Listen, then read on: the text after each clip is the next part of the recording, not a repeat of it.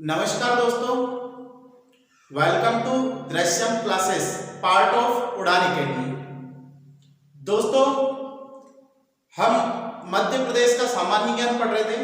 अब मध्य प्रदेश के सामान्य ज्ञान की बात करें तो हमारा पिछला टॉपिक जो था मध्य प्रदेश का पुनर्गठन। अब आज का जो हमारा टॉपिक है मध्य प्रदेश का इतिहास, आज हम पढ़ने जा रहे हैं। अब मध्य प्रदेश के इतिहास की अगर हम बात करें तो काफी प्रभावशाली इतिहास रहा है मध्य प्रदेश का। इसमें बहुत ही ऐसे वंश हुआ करते थे, मध्य प्रदेश से ऐसे संबंधित वंश हैं जैसे चंदेल वंश, तोमर वंश, परमार वंश। मराठा साम्राज्य की बात करें तो होलकर वंश, सिंधिया वंश। ऐसे शक्तिशाली प्रभावशाली वंश मध्य प्रदेश से संबंधित रहे हैं, उनको हम विस्तार से पढ़ेंगे। अब मध्य प्रदेश के इतिहास को हम थोड़ा समझते हैं। मध्य प्रदेश का इतिहास चार भागों में बांटा गया। चार भाग कौन कौन से दोस्तों? तो प्रागैतिहास, प्राचीन काल, मध्यकाल और आधुनिक काल, ऐसे चार भागों में इसको बांटा गया। प्रागैतिहास, प्राचीन काल, मध्यकाल और आधुनिक काल।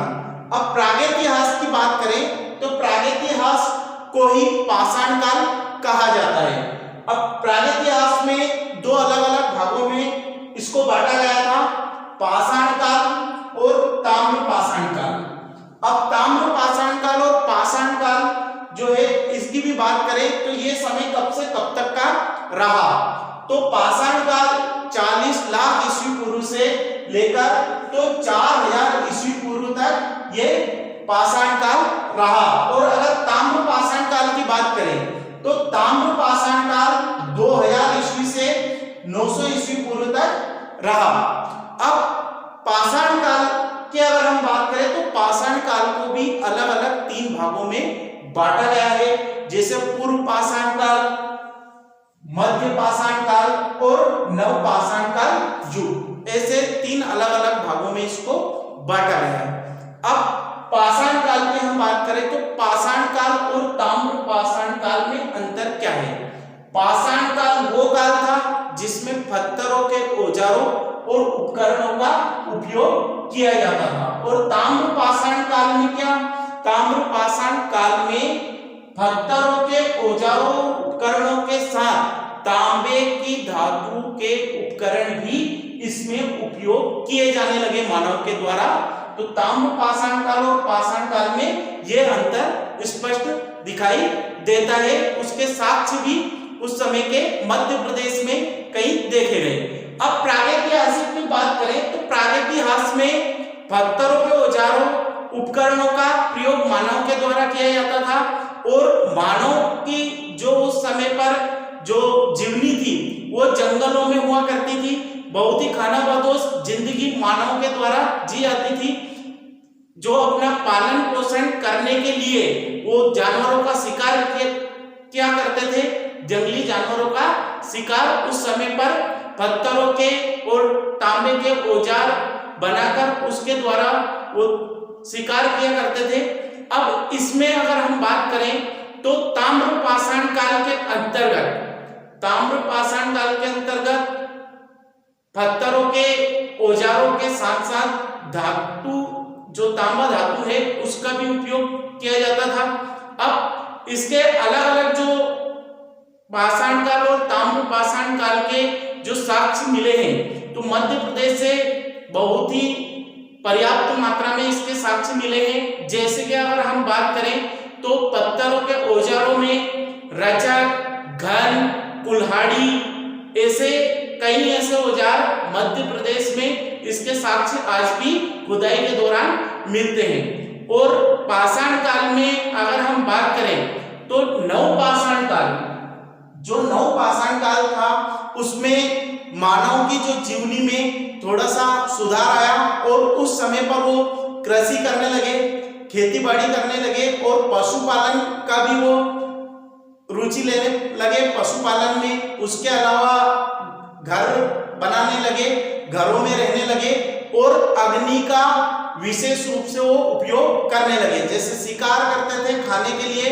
तो जो जंगली जानवरों का शिकार करके उसके मांस को वो अग्नि के द्वारा पकाने लगे। तो इस तरह के कई क्रांतिकारी परिवर्तन नवपाषाण काल में हुए। और उसके बाद अगर हम बात करें तो इसके मध्य प्रदेश में साक्ष्य कहाँ-कहाँ मिलते हैं, तो मध्य प्रदेश में ताम्र पाषाण काल और पाषाण काल के कई जगह साक्ष्य मिलते हैं। जैसे पाषाण काल में आदमगढ़ होशंगाबाद जिले में है, जहां पर भी इसके साक्ष्य देखने को मिलते हैं, और भीमबेटका रायसेन जिले में भी इसके साक्ष्य देखने को मिलते हैं। अब ताम्र पाषाण काल की बात करें तो ताम्र पाषाण काल के साक्ष्य भी बहुत जगह मध्य प्रदेश में देखने को मिलते हैं। जैसे कायथा उज्जैन में हुआ करता था, और कायथा के बारे में एक बहुत ही महत्वपूर्ण क्वेश्चन आता है, जो कायथा वराहमिहिर की जन्मभूमि रहा है।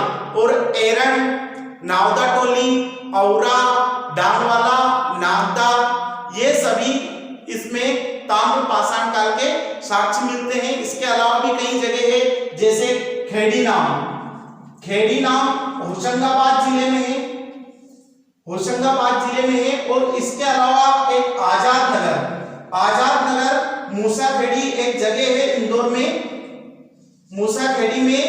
इंदौर में इसकी ताम्र पाषाण काल की बस्ती एक समय पर हुआ करती थी।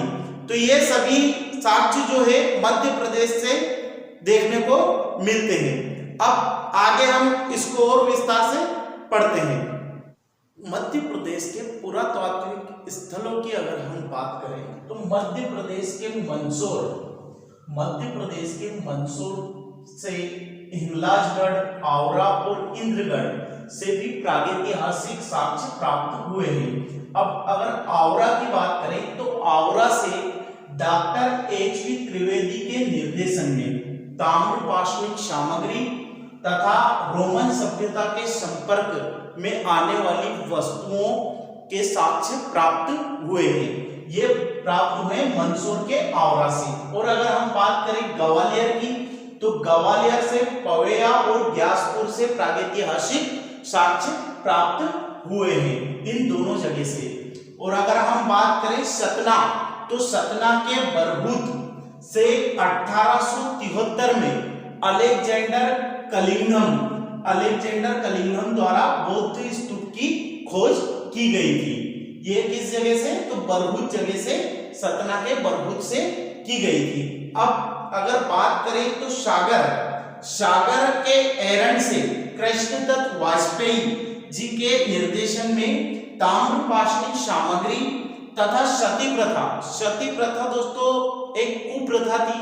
सती प्रथा एक ऐसी कुप्रथा थी जिसमें महिलाओं के साथ बहुत ही ज्यादा अन्याय होता था। उसके विरुद्ध राजा राममोहन राय ने एक आंदोलन छेड़ा था, और उनके प्रयासों से यह सती प्रथा बंद हुई थी। तो सती प्रथा के प्रचलन के जो प्रथम साक्ष्य भारत से जो कहां से प्राप्त हुए, तो ये एरन से प्राप्त हुए।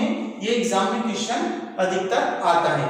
और अगर हम बात करें रायसेन की, तो रायसेन में भीमबेटका में भी प्रागैतिहासिक साक्ष्य प्राप्त हुए हैं। जैसे अगर बात करें भीमबेटका में प्रागैतिहासिक में मानव के प्रथम स्थल, जो निवास स्थल जो मानव के द्वारा बनाए गए थे और उसके द्वारा चित्रित शैलाश्रय, ये सभी कहां से प्राप्त हुए थे, भीमबेटका से।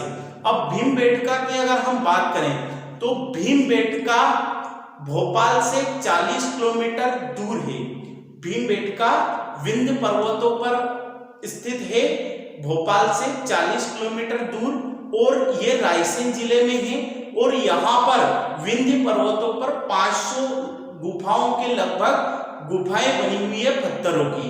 अब अगर हम बात करें तो होशंगाबाद में दो जगहों से इसे साक्ष्य प्राप्त हुए हैं। जैसे आदमगढ़ से कृषि एवं पशुपालन के साक्ष्य प्राप्त हुए हैं। अब कृषि के जो उपकरण थे उस समय के और पशुपालन के साक्ष्य भी यहाँ से आदमगढ़ से प्राप्त हुए। आदमगढ़ होशंगाबाद जिले में है, और होशंगाबाद जिले में नर्मदा नदी के तट पर आदमगढ़ स्थित है, जहां पर मानव के द्वारा प्रयोग किए जाने वाली क्रीड़ा स्थली के भी साक्ष्य वहां से प्राप्त हुए हैं और गुफा शैल चित्र के भी साक्ष्य आदमगढ़ से प्राप्त हुए हैं।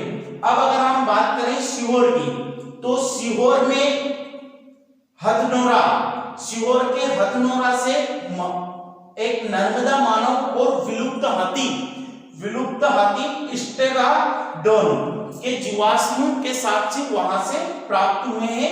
ये हुए हैं सीहोर के हथनोरा से। और होशंगाबाद में एक खेड़ीनामा नामक स्थान है जहां पर 1500 ईस्वी पूर्व ताम्रपाषाणिक बस्ती के साक्ष्य प्राप्त हुए हैं। अब अगर हम बात करें महेश्वर की, तो महेश्वर खरगोन जिले में है।